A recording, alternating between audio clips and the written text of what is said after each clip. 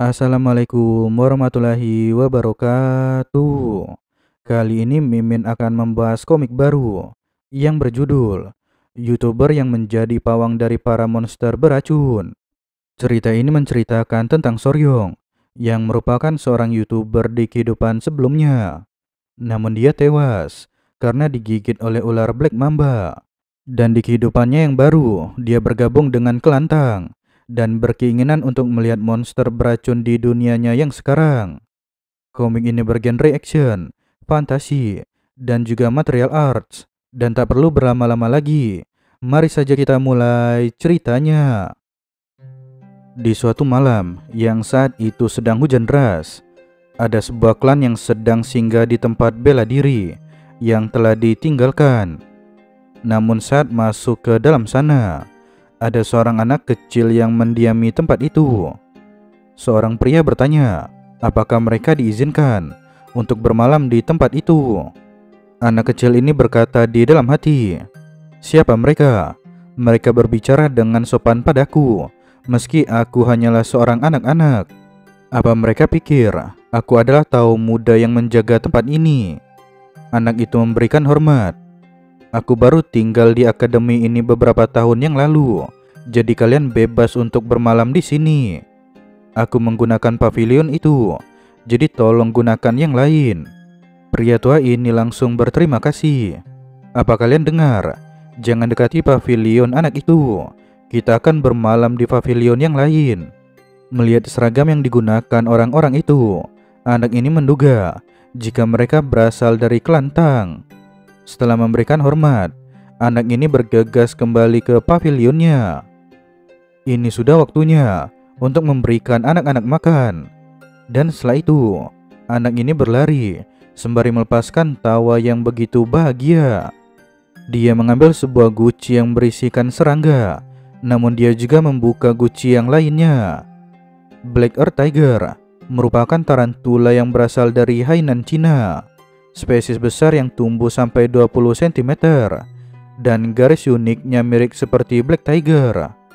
Lalu dengan menggunakan sebuah sumpit, anak ini memberi makan tarantula.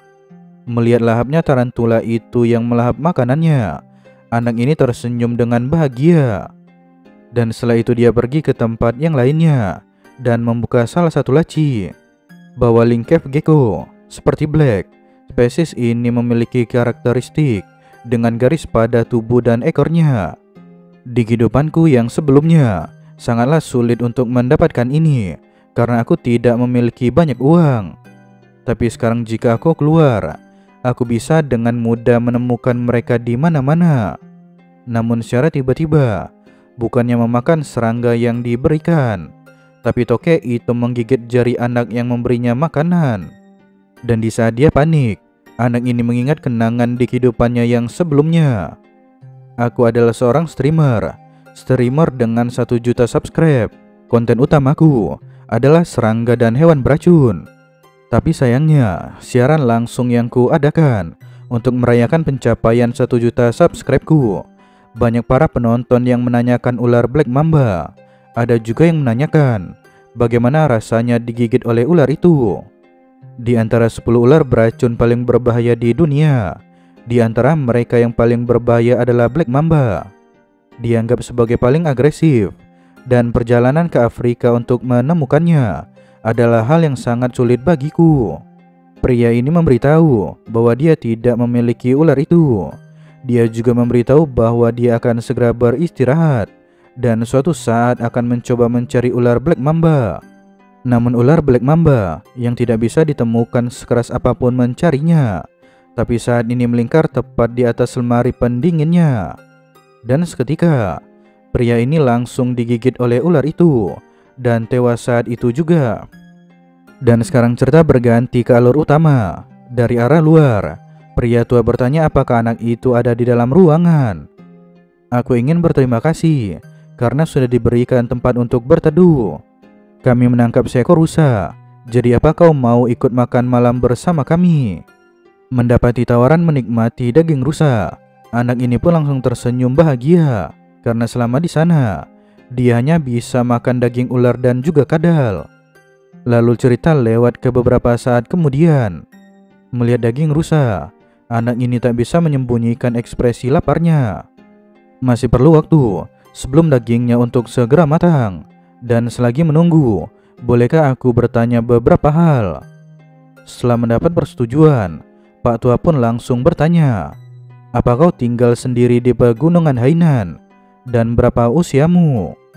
Anak itu memberitahu, "Kurasa umurku sekitar 14 atau 15 tahun. Kepalaku pernah tidak sengaja terbentur, jadi aku tidak bisa mengingat banyak hal. Aku juga tinggal sendiri di sini, dan karena tidak memiliki bakat apapun, aku hanya bisa menangkap ular dan menjual kulitnya untuk biaya hidup." Dan setelahnya, Pak Tua berambut putih, dia membawakan daging yang telah matang.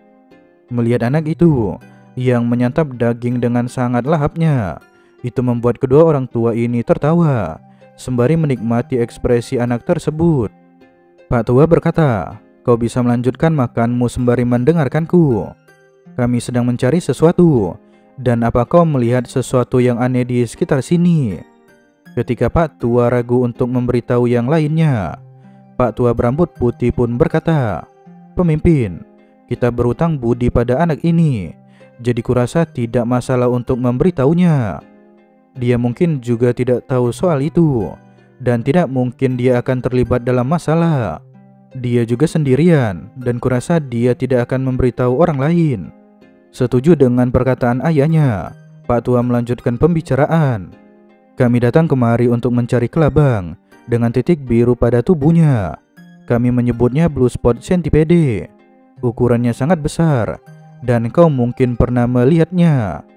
Dan jika sudah dewasa, kurasa dia dengan mudah bisa menelan anak muda sepertimu." Anak ini sangat terkejut.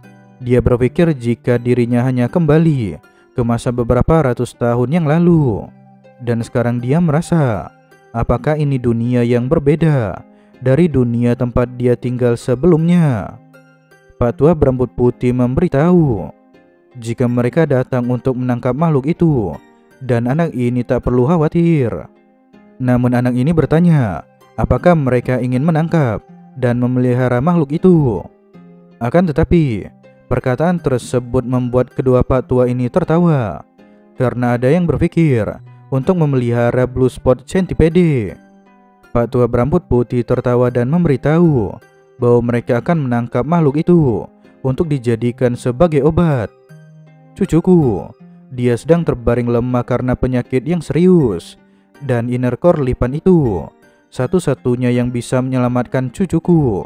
Jadi kami mencoba mencarinya. Aku memang belum pernah melihatnya, dan meski aku tidak tahu seperti apa Blue Spot Centipede itu, tapi aku rasa aku tahu di mana bisa menemukannya." Sembari tersenyum, anak ini berkata di dalam hati, "Meski aku Spicy Fabre dan mati karena gigitan ular, tapi aku percaya diri dari siapapun jika itu mengenai hewan beracun.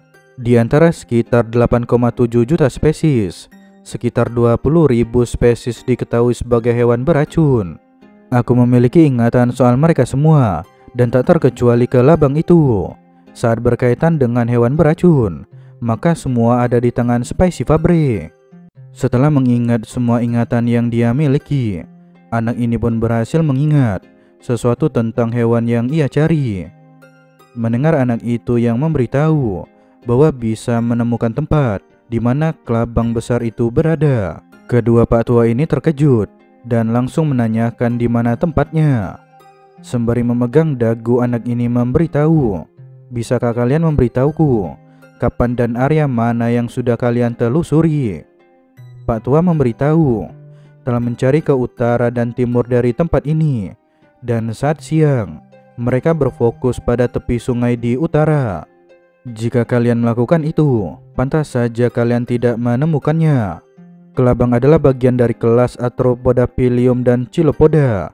Jadi mereka memiliki wilayah yang luas. Dan sebagai makhluk berdarah dingin, Mereka perlu tempat untuk meregulasi temperatur dan kelembapannya. Tidak seperti kebanyakan serangga yang memiliki lapisan anti air. Kelabang memiliki lapisan anti air yang lemah, jadi mereka biasanya tidak ada di tempat yang basah. Kelabang adalah makhluk yang memerlukan kelembaban yang tinggi, tapi mereka tidak suka tempat yang basah, dan mereka tidak dapat bertahan lama tanpa air. Jika mencari kelabang dengan ukuran yang kecil, mungkin bisa ditemukan di hutan dan juga tepi sungai. Tapi untuk kelabang yang berukuran lebih besar, mereka tidak bisa berada di hutan atau bebatuan di dekat sungai, karena mereka tidak bisa bersembunyi di sana. Jika kalian ingin mencarinya, cobalah pergi ke arah barat dan periksalah pegunungan bebatuan di area itu. Sekarang cerita berganti ke pegunungan di area barat. Seorang bawahan melapor, "Pemimpin, apa mungkin anak muda itu salah?" Pak Tua turun dari atas bebatuan. "Kita sudahi pencarian untuk hari ini. Jadi sekarang tembakkan sinyal dan kumpulkan tim pencari." Dan setelah sinyal ditembakkan, sekarang mereka berkumpul dan membuat api unggun.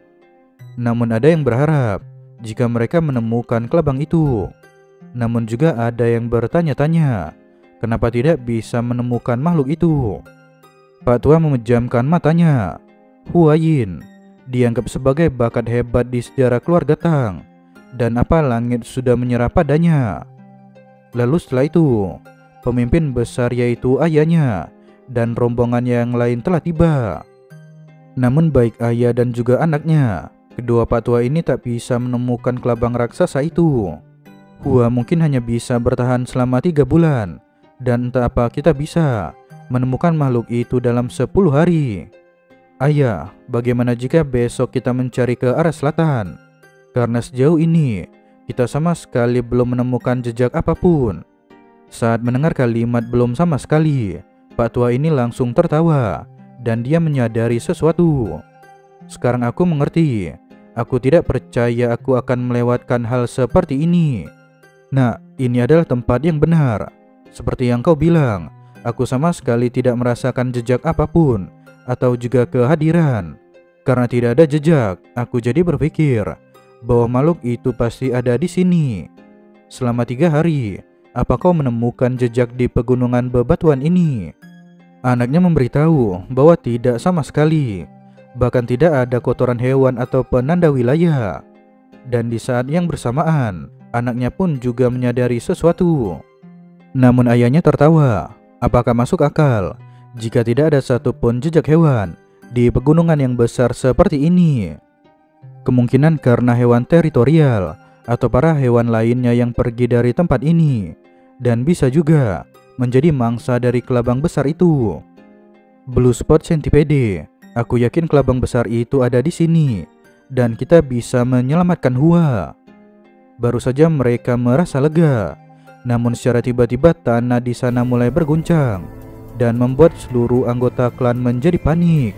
Dan secara tiba-tiba, api unggun yang mereka buat meledak. Dan tak jauh dari sana, bukit yang ada di belakang mereka juga mengeluarkan ledakan. Dan secara tiba-tiba, keluarlah sesuatu dari dalam tanah. Melihat makhluk dengan tubuh panjang dan memiliki banyak kaki, itu membuat anggota klan menjadi panik dan berkeringat dingin. Pemimpin besar klan juga terkejut karena melihat Blue Spot Centipede dengan ukuran raksasa secara tiba-tiba muncul tepat di depan mereka. Namun di pavilion, suara gemuruh kemunculan dari kelabang raksasa itu bisa didengar oleh anak kecil ini. Sebesar apa kelabang itu sampai-sampai suaranya bisa terdengar ke tempat ini? Aku meminta mereka mencari di sana, tapi mereka malah membuat kekacauan di pegunungan. Kelabang besar yang bisa menelanku secara hidup-hidup. Aku jadi sangat ingin melihatnya. Cerita lewat ke beberapa saat kemudian. Akhirnya Blue Spot Centipede telah berhasil dikalahkan, dan mereka telah mendapatkan core dari kelabang itu. Akhirnya, sekarang kita bisa menyelamatkan Huayin. Ayah, sekarang tolong kembalilah ke Sichuan dengan para prajurit yang telah terluka. Dendam terukir di atas darah, dan kebaikan terukir di atas batu. Kita mengukir dendam di darah dan kebaikan di batu. bukankah masih ada hal lain yang harus kita lakukan? Sekarang ayahnya teringat tentang anak muda itu. Dia melupakannya karena terlalu memikirkan tentang cucunya Huayin. Sambutlah anak muda itu sebagai tamu kita dan berikan apapun yang dia mau. Anaknya memberitahu jika telah memerintahkan prajurit yang telah terluka untuk beristirahat di desa. Dan saat itu dirinya akan mengunjungi anak muda yang berada di paviliun. Dan sekarang cerita berganti di paviliun. Sekarang apa yang harus aku lakukan? Dalam semalam aku menjadi ayah dari Blue Spot Centipede atau kelabang bintik biru. Setelah kembali, aku membersihkan telur dan menaruhnya di atas meja. Dan begitu aku bangun, mereka semua telah menetas. Awalnya aku ragu, tapi siapa sangka mereka akan menetas secepat ini. Tapi masalahnya, mereka mengira jika aku adalah orang tuanya, dan mereka tidak mau pergi sama sekali. Sekarang cerita berganti ke malam sebelumnya. Anak ini pergi ke sarang Blue Spot Centipede. Di sebuah gua yang gelap dan cukup besar, anak ini masuk tanpa ada rasa takut sama sekali. Namun ketika di dalam gua, dia menjerit karena melihat seekor jangkrik yang seukuran kepala tangan orang dewasa. Dan cerita lewat ke beberapa saat kemudian, dia pun berhasil mendapatkan telur dari kelabang raksasa itu. Syukurlah jika hujannya sekarang sudah reda. Jika tidak, aku tidak akan bisa mendapatkan satupun telur dari hewan ini. Namun karena bukan saatnya memikirkan hal itu, anak ini berpikir untuk segera kembali dan membersihkan telur kelabang raksasa. Dan seperti itulah bagaimana situasi ini bisa terjadi. Meski aku tidak bisa melihat kelabang bintik biru yang masih hidup, tapi aku masih bersyukur bisa menyelamatkan telur yang tersisa. Aku tidak perlu menyediakan makanan karena mereka tidak butuh makan sampai ganti kulit yang kedua kali. Tapi agak merepotkan karena mereka selalu menempel padaku. Namun anak ini mendapatkan sebuah ide. Dia berpikir untuk masuk ke dalam air, dan dia yakin jika anak kelabang ini pasti akan turun dengan sendirinya. Dan saat dia mengucapkan kata ingin mandi, anak-anak kelabang ini mengerti dan mereka menjadi sedikit ketakutan. Sekarang cerita lewat ke beberapa saat kemudian. Pemimpin klan telah tiba di paviliun. Dia memanggil dari luar dan bertanya apakah anak muda itu ada di dalam ruangan. Namun beberapa kali dia memanggil, akan tetapi tak ada jawaban sama sekali. Pemimpin klan yang khawatir, dia pun masuk ke dalam ruangan itu. Melihat di sana banyak tanaman obat dan juga toples, dia mengira jika anak itu adalah seorang tabib. Merasa jika yang ia lakukan adalah hal yang tidak sopan, pria ini pun akhirnya bergegas pergi dan ingin menunggu di luar. Namun sebelum beranjak dari ruangan itu, dia mendengar suara dari dalam guci. Penasaran akan hal itu, pria ini langsung membukanya. Akan tetapi dia menjadi sangat terkejut saat melihat tarantula beracun yang berada di dalam guci. Penasaran dengan isi lemari dan juga guci yang ada di sana, Pak Tua satu demi satu membuka tempat itu dan dia melihat tokek. Lalu juga ada beberapa serangga dan juga ada beberapa telur. Namun dia juga menemukan yang lainnya. Dia menemukan ular yang telah dikeringkan. Tidak bisa dipercaya, apa dia memelihara hewan beracun dan keturunan mereka. Walaupun kelantang familiar dengan racun dan juga hewan beracun, tapi kami hanya berhasil untuk mengeluarkan racunnya. Tapi kami tidak menemukan cara untuk mengembangbiakan mereka seperti ini.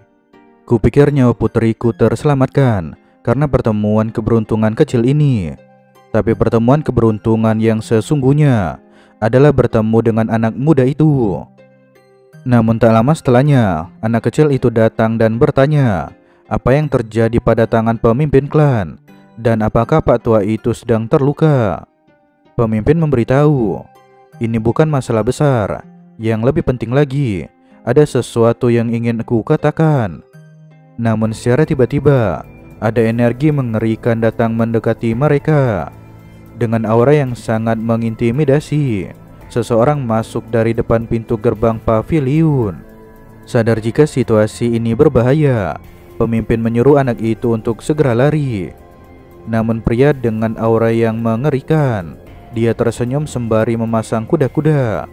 Lalu dengan satu hentaman dari kakinya, pria ini pun langsung melesat lurus dan menyerang pemimpin klan. Namun karena dia yang telah terluka dan juga kekuatan mereka yang berbeda, pemimpin klan pun langsung memuntahkan darah dan seketika terhempas dengan sangat kuatnya. Namun sadar jika lawan adalah seorang master yang setara dengan ayahnya, Pak Tua pun langsung memerintahkan anak muda itu untuk segera lari dari pavilion ini. Namun semua itu terlambat karena anak muda itu saat ini sudah berada di tangan pria yang mengerikan. Ku dengar para sampah dari Kelantang, mereka telah datang ke Hainan. Tapi siapa sangka jika anak dari Myriad Poison Defense Supergen akan terluka dan sendirian di tempat seperti ini. Senior, aku tidak tahu siapa Anda, tapi kenapa mengincar diriku dan juga anak muda itu? Melihat wajah dan tangan merah ini, apa kau benar-benar tidak tahu siapa aku? Aku adalah Bloodhand raksasa Tak Unyang, dan ayah mula yang membuatku seperti ini. Tak Unyang, ku dengar dia terkena potion palm di kepalanya dan jatuh ke jurang. Tapi siapa sangka jika dia sekarang masih hidup. Senior, anak itu tidak ada urusannya dengan kita, jadi tolong lepaskan dia. Dan sebagai gantinya, akan kuberikan nyawaku padamu. Namun pria ini sama sekali tidak peduli. Akan kuhabisi anak ini dan siapapun orang yang berasal dari Kelantang. Sembari terus tertawa, pria ini dengan sangat keras mencekik leher anak muda itu. Dengan kondisi yang sulit untuk bernafas, anak ini pun memohon pertolongan. Namun secara tiba-tiba, anak-anak dari Blue Spot Centipede keluar dari balik bajunya. Ketiga kelabang kecil ini, mereka langsung berlari dan menggigit pria itu di beberapa bagian tubuhnya. Namun dengan sangat sombong pria ini mengatakan jika gigitan dari anak-anak kelabang itu sama sekali tak akan menyakiti dirinya. Dan tak lama setelah itu, pria ini tak bisa menggerakkan tubuh dan dia mengeluarkan darah dari mulutnya. Dan tak perlu menunggu waktu yang lama, pria ini pun langsung tewas dengan tubuh yang telah disuntik oleh racun. Namun anak ini menjadi ketakutan karena melihat orang kuat yang seketika tumbang karena disuntikan racun kelabang. Dan di tempat yang lain, Pak Tua ini malah tercengang ketika melihat apa yang telah terjadi. Anak itu bukan hanya sekedar tamu, tapi dia harus menjadi anggota Kelantang. Cerita lewat ke beberapa saat kemudian, anak muda ini bertanya di mana rekan pria itu, karena dia akan pergi untuk menemui mereka dan memberitahu keadaan dari Pak Tua. Pak Tua menjelaskan bahwa tidak perlu khawatir karena dia akan pulih dalam beberapa hari ketika dia beristirahat. Namun anak ini yang tidak tahu bela diri, dia tidak yakin dengan hal itu karena sebelumnya Pak Tua ini telah banyak mengeluarkan batuk berdarah. Namun dengan sangat percaya diri, Pak Tua ini mengatakan bahwa dirinya pasti akan baik-baik saja karena dirinya adalah seniman bela diri. Namun anak ini penasaran dan bertanya, apa maksud dari Pak Tua itu adalah orang-orang yang bisa terbang dan juga bisa menembakkan api. Pak Tua memberitahu, tidak semuanya dapat melakukan itu, tapi bisa dibilang juga seperti yang kau katakan. Namun anak muda ini, dia kagum dengan kemampuan orang yang ada di dunia ini. Dan dia juga semakin yakin jika dunia tempatnya tinggal saat ini itu berbeda dengan dunia tempat dia hidup sebelumnya. Aku telah berhutang nyawa padamu, jadi biarkan aku memperkenalkan diri secara resmi. Meskipun aku dalam kondisi seperti ini, namaku adalah Tang Cheolsan, berasal dari Kelantang Sichuan. Anak itu juga memperkenalkan diri dengan nama Wei Soryong. Aku punya beberapa pertanyaan. Apa yang ada di badanmu adalah kelabang beracun? Soryong membenarkan hal itu. Dia juga memberitahu jika yang ada di badannya adalah anak dari Blue Spot Centipede. Cheolsan yang sangat terkejut, dia pun langsung bangun dari tidurnya. Kau menjinakkan anak kelabang bintik biru, dan bagaimana kau bisa melakukannya? Ketika menunggu aku melihat hewan beracun lainnya, Apa kau juga memelihara mereka? Soryong tertawa kecil. Ini akan jadi cerita yang cukup panjang. Dan kalau begitu, akan ku mulai dengan telur kelabang bintik biru. Cerita pun lewat ke beberapa saat kemudian, setelah Soryong memberitahukan semua kejadian. Cheolsan terkejut ketika mendengar jika anak itu merawat para kelabang dari telur. Dan terlebih lagi, anak itu bisa memprediksi secara kasar kapan telur itu akan menetas. Dan setelahnya, Soryong mengambil beberapa hewan yang telah ia rawat. Ini adalah kadal bergaris. Dia memiliki garis kuning di tubuhnya dan garis putih di ekor. Kemudian yang ini, aku mengawinkan dua kadal dengan garis putih yang lebih lebar di ekornya. Jadi yang ini hanya memiliki dua warna. Cheolsan sangat terkejut karena dia sama sekali tak memiliki pengetahuan tentang membudidayakan hewan beracun. Kalau begitu, apa kau bisa menggabungkan dua hewan dengan racun yang kuat untuk menciptakan racun yang lebih kuat? Secara teori, hal itu bisa dilakukan, namun tentu itu tidaklah mudah. Jika tahu yang mana memiliki racun yang lebih kuat, maka itu bisa saja dilakukan. Namun Pak Tua ini, dia tiba-tiba menjadi bersemangat. Apa kita sungguh bisa melakukannya? Kalau seperti itu, jadilah bagian dari keluargaku. Jika kau bergabung dengan klan kami, maka kami akan dengan senang hati mengajarimu seluruh ilmu bela diri klan.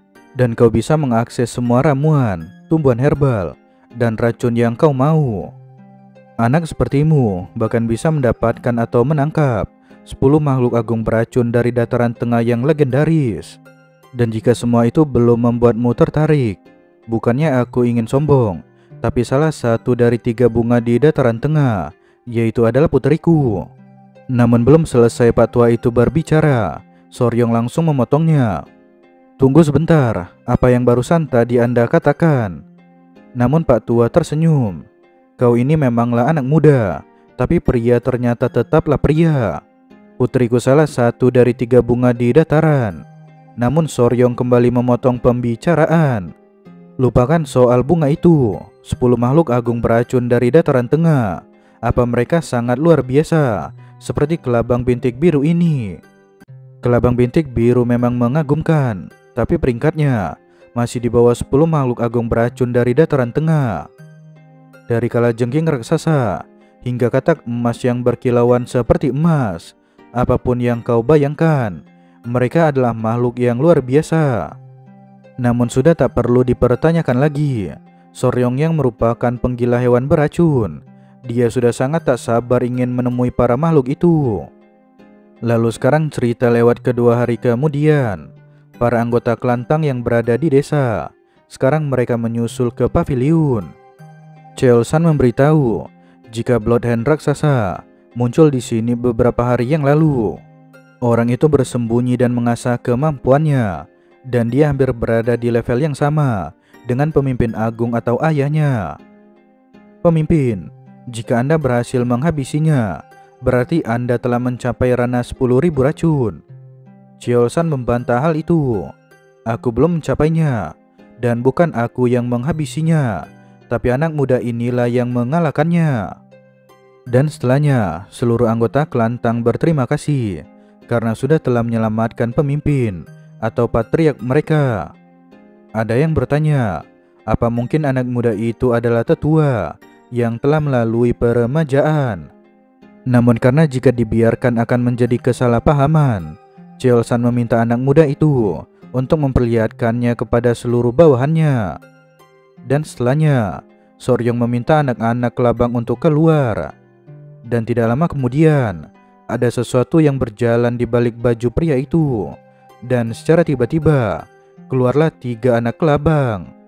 Cheolsan memberitahu mereka adalah anak-anak dari Blue Spot Centipede dan kelabang muda itu yang telah menyingkirkan Tak Unyang.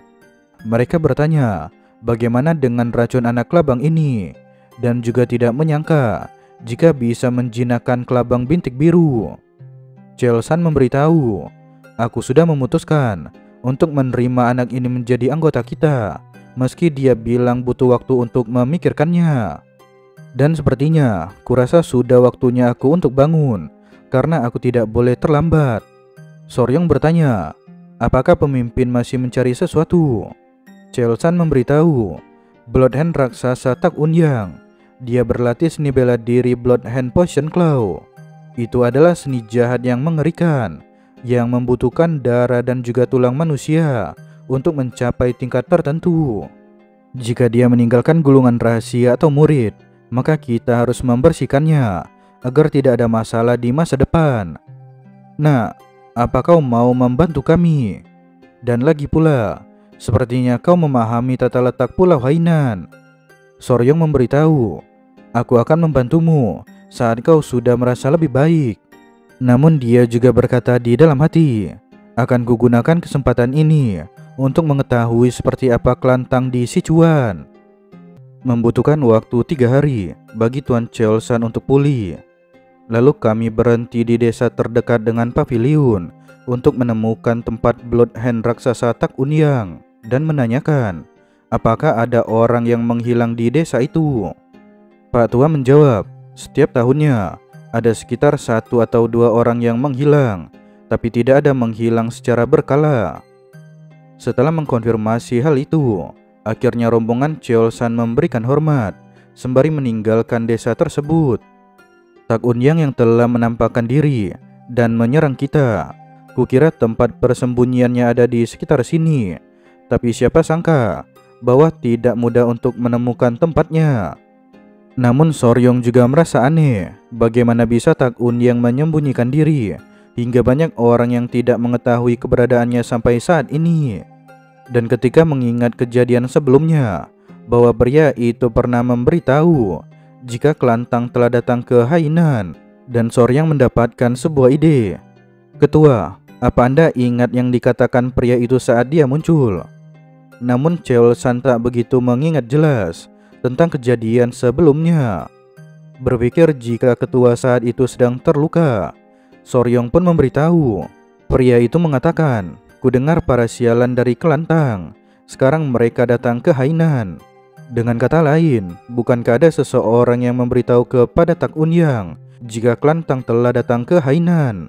Jadi kita harus kembali memeriksa tempat-tempat yang dilalui kelantang di Hainan. Kita juga harus membawa gambar untuk menanyakan tentang Tak Unyang. Namun Cheolsan yang tak terpikirkan dengan ide itu, dia terkejut dan berkata, jika Bloodhand raksasa mengatakan sesuatu seperti itu, dia pasti mendengar dari seseorang yang melihat kelantang di Hainan. Dan akhirnya mereka menerima usulan dari Soryong. Lalu cerita lewat ke beberapa saat kemudian ketika mereka telah tiba di sebuah desa. Namun sebelum sampai di desa itu, mereka mendapatkan informasi jika desa ini terjangkit sebuah penyakit yang aneh. Sekarang kita akan pergi ke desa itu, dan menurut Soryong, para penduduk tidak akan bersikap memusuhi kita. Dan saat mereka memasuki desa, ada beberapa orang yang sudah menyambut. Apa yang penduduk Han lakukan di sini? Patriark memberikan hormatnya. Namaku Tang Cheolsan, patriark dari kelantang di Sichuan. Dan setelah selesai memberikan salamnya, Cheolsan memberitahu tentang tujuan mereka datang ke desa ini. Namun di mata Soryong, desa ini seperti tidak ada kehidupan sama sekali. Dan anak perempuan yang ada di hadapannya, dia juga terlihat sangat lemah. Dan untuk para warga yang ada di desa, mereka terlihat seperti mengkonsumsi semacam obat-obatan. Pemimpin desa memberitahu, tidak ada orang yang hilang dan tidak ada hal khusus yang terjadi di desa. Namun dengan ekspresi yang sangat tak mengenakan, pemimpin desa menyuruh orang-orang itu untuk segera pergi. Saat Cheolsan berusaha untuk menolong keadaan desa, namun pemimpin desa berteriak dan mengatakan bahwa ini bukanlah urusan penduduk Han. Namun Cheolsan menggoda anak muda itu. Soryong, kau jelas-jelas memberitahu jika penduduk desa Halai adalah orang yang ramah. Namun saat anak ini gelabakan dan ingin menjawab, secara tiba-tiba anak perempuan yang lemah tadi langsung jatuh terkapar. Pemimpin desa panik. Meijin, kau satu-satunya keluargaku yang tersisa. Jadi bagaimana bisa kau juga terkena penyakit itu? Tetua, aku mempelajari sedikit seni pengobatan. Meski aku bukan seorang praktisi, tapi aku memiliki beberapa pengetahuan soal pengobatan. Dan bolehkah aku melihat keadaan anak ini?" Setelah memberikan persetujuannya, pemimpin desa juga memberitahu sesuatu. Sebenarnya, wabah telah menyebar di sekitar desa. Banyak anak-anak yang telah tewas, dan orang-orang sehat juga menderita semacam penyakit. Setelah mengerti dengan kondisi desa, Cheolsan dan yang lainnya, mereka bergegas untuk menyelamatkan anak perempuan itu. Di perjalanan, Soryong bertanya, apakah ketua mengetahui seni pengobatan? Seseorang membenarkan hal itu. Kelantang kami sering terlibat dengan racun dan juga ahli dalam bidang pengobatan. Karena seni bela diri dimulai dari mengenal diri sendiri, kau juga pasti tahu beberapa seni pengobatan. Soryong berkata di dalam hati, kukira mereka adalah sekelompok asasin yang menggunakan racun. Jika aku masuk kelantang, akan bagus jika aku bisa mempelajari seni pengobatan ketimbang seni racun yang mengerikan. Namun dengan senyuman mengerikannya, pria ini juga memberitahu jika mereka juga menangkap orang-orang jahat dan juga menyuntikkan racun untuk melihat reaksi mereka. Tapi itu membuat Soryong ketakutan. Dia jadi berpikir jika kelantang adalah sekelompok orang yang mengerikan. Cerita berganti di sebuah rumah. Aku sudah mengirimkan energiku dan telah menstabilkan pernafasannya. Sembari berterima kasih, pemimpin desa meminta bantuan kepada Cheolsan untuk menyelamatkan satu-satunya cucunya. Cheolsan memberitahu, tapi ada yang aneh dengan denyut nadinya. Apakah mungkin anak ini memiliki jantung yang lemah sejak lahir? Pemimpin desa memberitahu, sudah setengah tahun sejak dia mulai sakit-sakitan. Selain cucuku, para penduduk juga mulai menderita penyakit. Kami menyebut ini penyakit misterius, dan karena hal itulah, di pintu masuk aku meminta kalian untuk segera pergi. Ketua, aku akan memberi Anda beberapa obat untuk jantung, dan tolong kumpulkan para penduduk, agar mereka juga bisa mencobanya. Mendapat pertolongan yang bisa menghilangkan penyakit di desanya, Pak Tua ini langsung menangis dan mengucapkan terima kasih. Sekarang cerita berganti di tempat yang berbeda. Gu bertanya, ketua apa saja gejala mereka? Cheolsan memberitahu, ini cukup tidak biasa. Kelesuhan dan pembengkakan pada mata, demam ringan, dan denyut nadi yang tak biasa. Dan mereka yang mengalami gejala parah, semuanya memiliki masalah pada jantung. Tapi ngomong-ngomong, di mana Soryong saat ini? Gu memberitahu, anak itu kelelahan karena telah banyak membantu, dan sekarang dia telah tidur. Namun Cheolsan dapat memahami hal itu, karena Soryong mengikuti mereka tanpa mempelajari seni bela diri, dan itu pasti menguras staminanya. Lalu sekarang cerita lewat ke beberapa waktu kemudian. Khawatir dengan keadaan anak itu, Cheolsan pun menghampirinya. Namun ketika dia mengintip dari luar ruangan, Pak Tua ini menyadari sesuatu yang aneh. Dan tak ada keraguan sama sekali, dia pun langsung masuk ke dalam ruangan. Dan secara tiba-tiba, dia menampar muka Soryong dengan tangannya. Dengan tamparan yang membuat pipinya memerah, anak ini langsung terbangun dan bertanya-tanya di dalam hati, sebenarnya apa yang telah tetua lakukan. Namun sebelum terjadi kesalahpahaman, Pak Tua ini langsung meminta maaf. Dia juga memberitahu bahwa ada seekor serangga yang menempel tepat di muka Soryong. Sekarang dengarkan aku ingin memeriksamu sebelum tidur, jadi aku mampir kemari. Tapi ada serangga yang menempel di wajahmu. Karena ada banyak serangga beracun di sini, dan kurasa berbahaya membiarkan serangga itu. Jadi dengan spontan, tanganku bergerak dengan sendirinya. Coba lihatlah ini adalah serangga yang besar.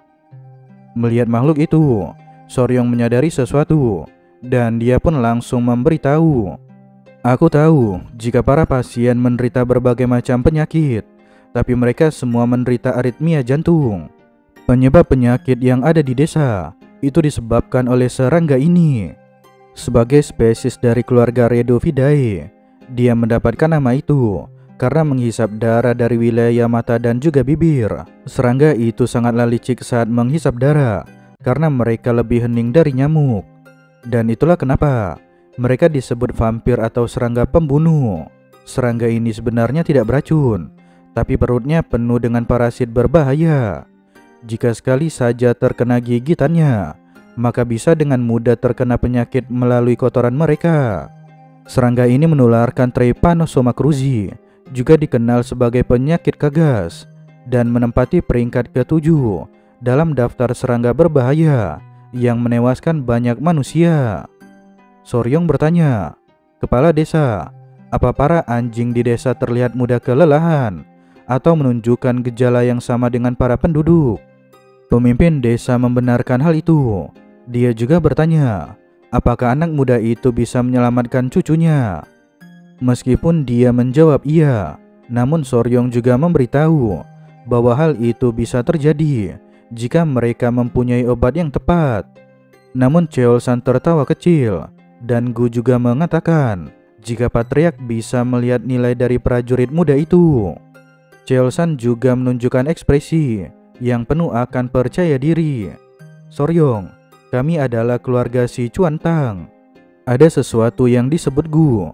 Ada beberapa orang menyebut parasit yang berbisa, dan yang lain menyebutnya sihir. Dan orang yang memakan serangga itu, mereka akan merasa kesakitan, dan membuat orang yang mengkonsumsinya akan melakukan apapun yang mereka mau.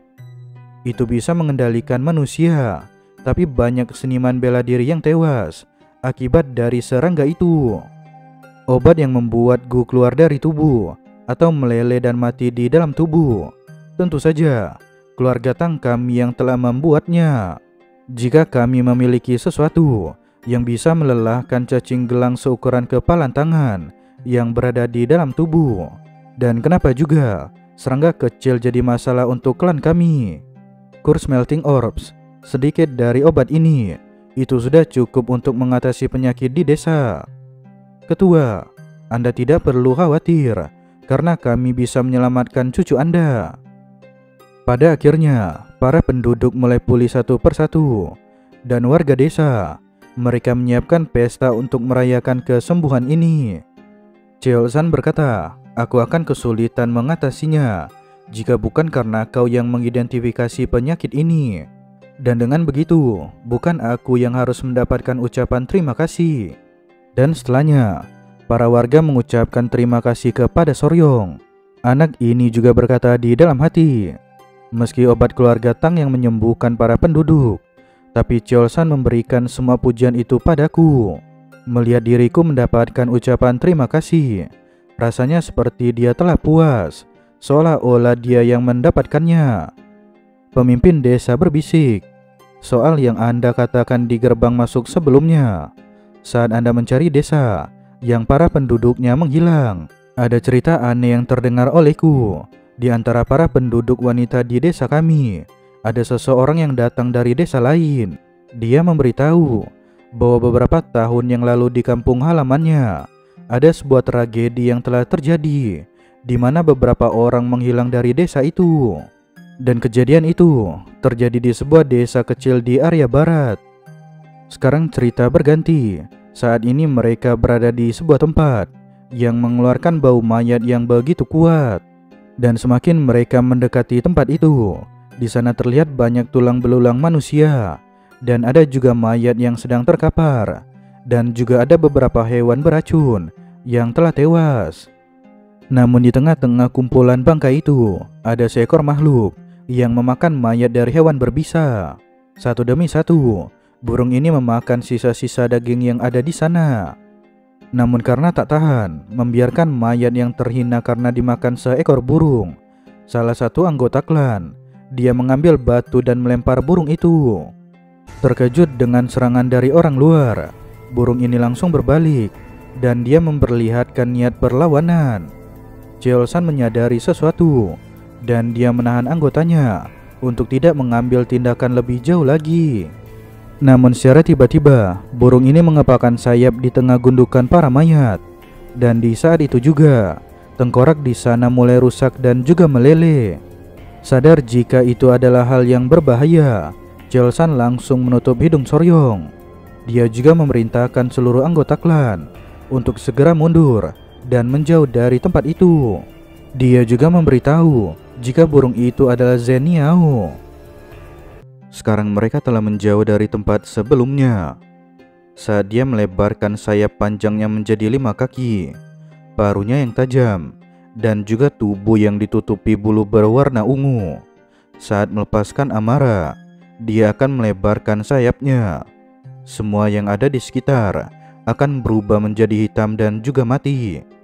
Dia adalah kehadiran yang agung dan disebut dengan Zen atau Zhen Niao. Soryong mulai menyadari sesuatu. Mungkinkah makhluk itu adalah salah satu dari 10 makhluk yang sangat beracun? Cheolsan memberitahu dia adalah makhluk yang menempati tempat tertinggi dari 10 makhluk yang sangat beracun. Dia disebut Zhen Niao atau dikenal sebagai raja dari semua racun. Soryong sangat senang. Dibandingkan dengan hewan beracun yang ada di bumi, Zhen Niao terlihat seperti senjata biologis yang dilepas ke alam liar. Cheolsan memberitahu sepertinya dia tertarik dengan ular beracun karena ada sebuah cerita jika Zhen Niao hanya memakan kepala dari ular beracun. Cheolsan juga memberitahu jika sangatlah sulit untuk bertemu dengan makhluk itu. Bahkan jika harus menjalani seluruh hidup, pertemuan dengan Zhen Niao itu adalah hal yang sangat langka. Namun dengan seluruh pikiran yang ada di kepalanya, akhirnya Soryong menanyakan sesuatu. Apa mungkin kita bisa menangkap makhluk itu? Tapi yang jadi masalah adalah racun yang sangat mematikan itu. Cheolsan tertawa kecil. Soryong, kau itu sangat tertarik pada makhluk yang sangat beracun. Kalau memang begitu, masih ada cara untuk mengatasinya. Jika menguasai teknik racun dari kelantang, kau akan kebal terhadap racun dan bisa menahan racun dari Zhen Niao. Dengan seni bela diri dari klan kami, kau bisa menahan seluruh racun yang ada di dunia ini. Tapi apa yang harus aku lakukan? Aku tidak mengajarkan teknik klan kepada orang luar. Meski aku ingin membantu, tapi sebagai seorang patriark, aku tidak bisa melanggar peraturan. Soryong langsung memastikan, jika aku menjadi bagian dari keluarga, bisakah aku mempelajarinya? Dan jika aku kebal terhadap semua racun, bisakah aku menahan racun dari Zhen Niao? Ketika anak itu yang telah terpancing, Cheolsan langsung membenarkan hal itu. Jika kau memutuskannya sekarang, aku akan langsung mengajarimu dan pastikan untuk menjaga hadiahku. Jika kau ragu-ragu dan terlalu lama berpikir, mungkin aku juga harus memikirkan kembali tentang keputusanku. Karena ingin bertemu dengan makhluk beracun yang ada di dataran ini, akhirnya Soryong tak memiliki pilihan lain. Aku akan melakukannya. Aku juga akan menantikan ajaran dari patriark. Namun Cheolsan tertawa bahagia karena dia berhasil menarik salah satu orang berbakat untuk bergabung bersama dengan klannya. Mulai dari sekarang, kau adalah salah satu dari keluarga kami. Namun dia juga menekankan kalimat selamanya di ujung perkataannya. Cerita lewat ke beberapa saat kemudian. Sekarang mereka telah kembali ke goa, di mana tempat Tak-un yang menyembunyikan diri. Setelah memeriksa dalam goa, Gu menemukan sebuah buku. Cheolsan memeriksa barang itu. Ini tulisan dengan darah, dan jelas sekali ini adalah teknik rahasia dari Blood Hand Poison Claw. Setelah mendapatkan buku ini dan juga inti dari Blue Spot Centipede, sekarang kita harus segera kembali ke Sichuan. Soryong bertanya, apa tidak masalah jika kita kembali ke pavilion terlebih dahulu? Karena aku ingin melepaskan teman-temanku. Menerima permintaan dari anak itu, sekarang mereka melanjutkan perjalanannya. Namun sebelum mereka menjauh dari goa itu, Soryong melihat sesuatu yang berkilauan.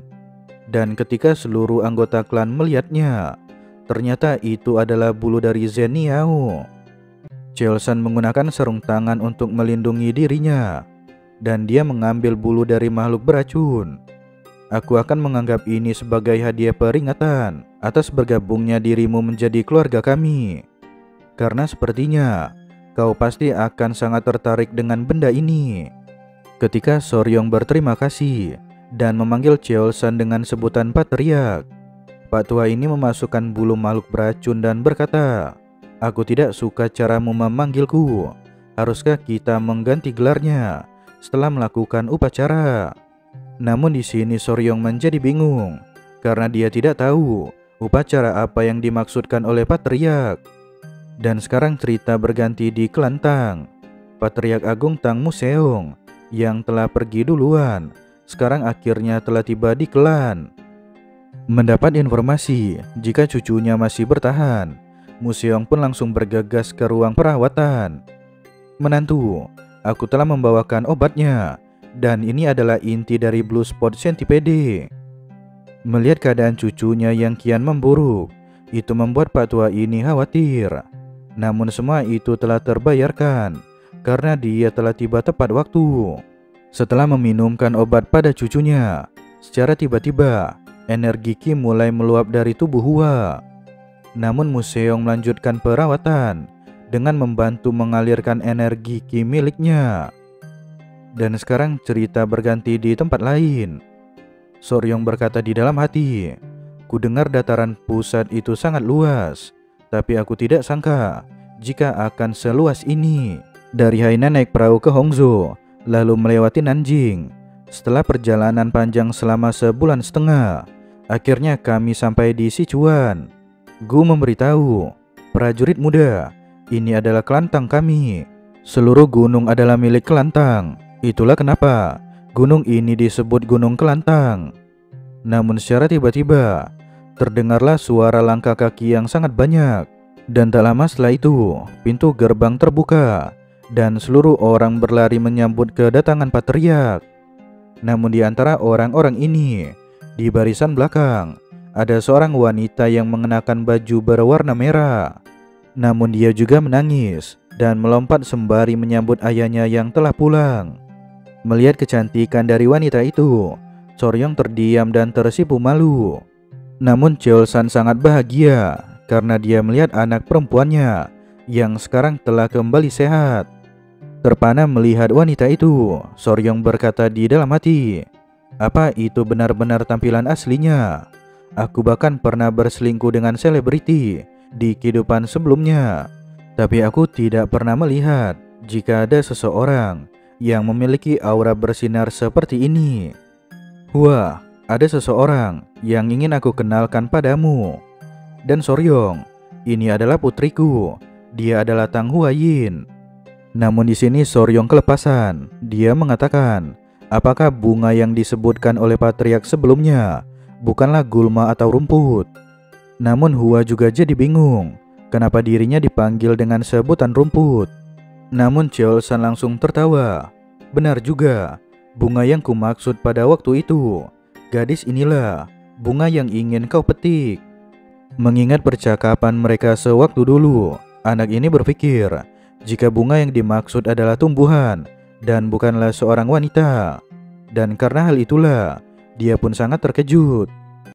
Satu-satunya putri kelantang dari Sichuan, Poisonous Flower Tang Huayin.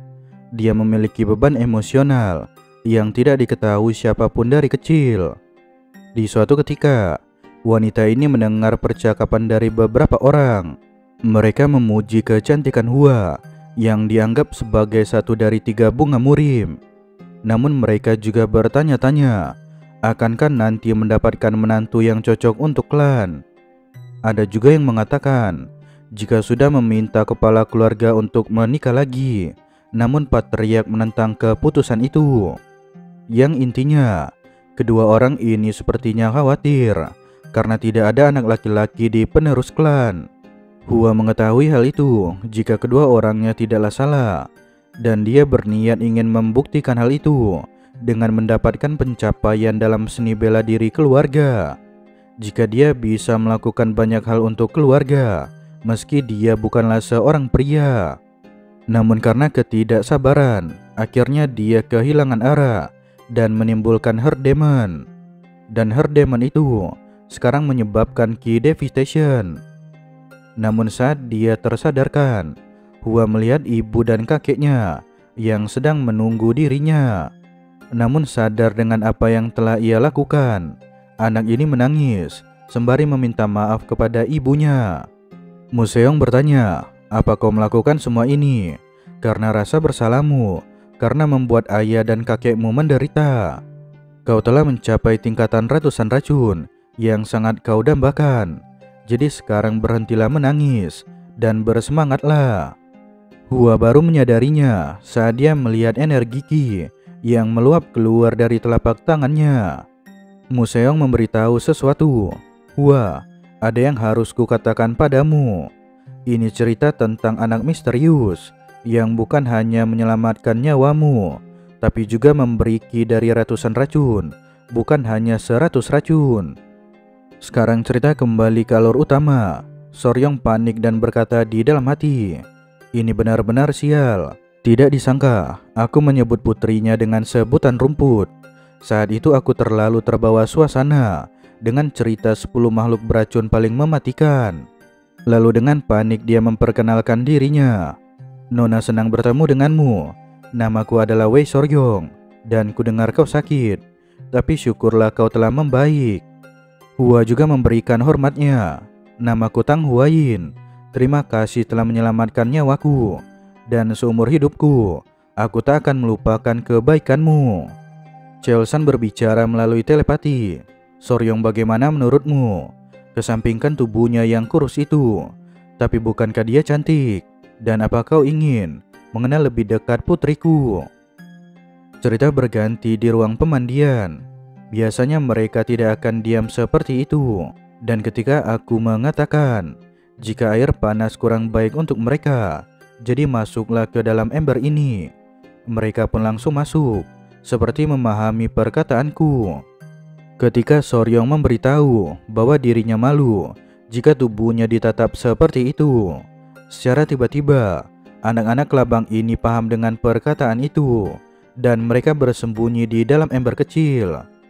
Kak Gu memberitahu jika kelabang ini adalah makhluk spiritual, dan kurasa lain waktu akan kutanyakan tentang makhluk spiritual. Namun bagaimanapun juga aku masih tidak bisa tenang dengan perkataan dari Pak Tua Cheolsan. Sekarang cerita berganti di sebuah ruangan. Untuk kamar bagian timur, akan kuberikan kamar itu untuk Soryong. Memberitahu jika anak itu memiliki bakat.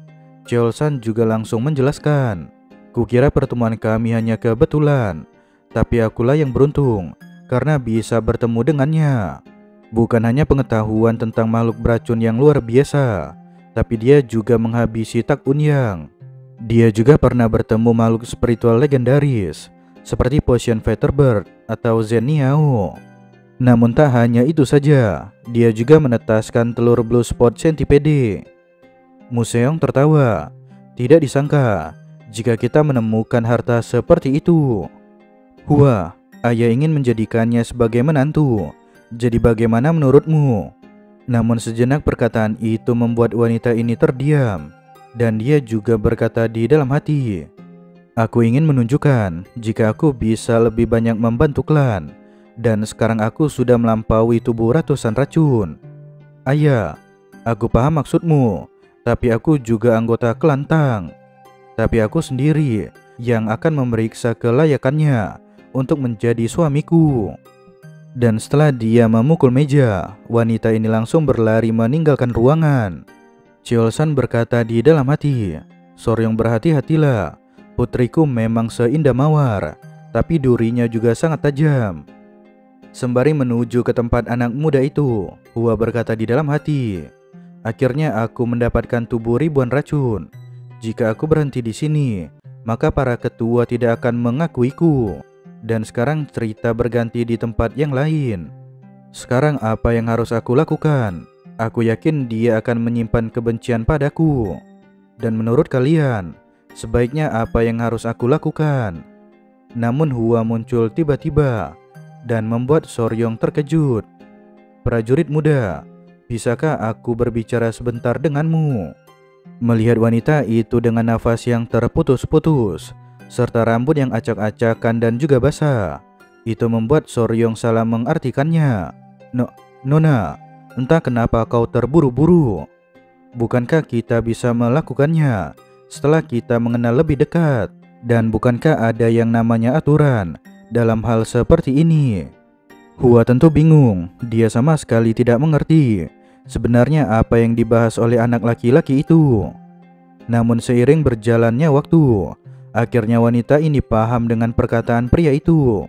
Dengan muka yang sangat memerah, Hua juga memberitahu jika dia datang kemari bukan dengan maksud yang seperti itu. Dan cerita pun berakhir. Untuk komik ini, kemungkinan akan Mimin upload 2 minggu satu kali jika updatean komiknya itu lancar.